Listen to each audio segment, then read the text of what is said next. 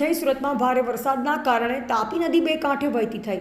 દક્ષિણ ગુજરાત, મહારાષ્ટ્ર અને મધ્યપ્રદેશ સહિત ઉકાઈ ડેમના ઉપરના વિસ્તારમાં ભારે વરસાદના કારણે ઉકાઈ ડેમનું રૂલ લેવલ વધવા લાગ્યું છે। રવિવાર સાંજે 6 વાગ્યા સુધી ડેમમાંથી પાણીની આવક 3.25 લાખ જેટલી હતી અને લગભગ 2 લાખ ક્યુસેક પાણી છોડવામાં આવ્યું હતું, જે કારણે તાપી નદીના જળસ્તરમાં પણ વધારો જોવા મળ્યો। જ્યારે લોકો સેલ્ફી લેતા જોવા મળ્યા હતા ત્યારે પોલીસે લોકોને ઘાટ પરથી હટવાનું શરૂ કર્યું અને લોકોની અવરજવર માટે ઘાટ બંધ કરી દીધો।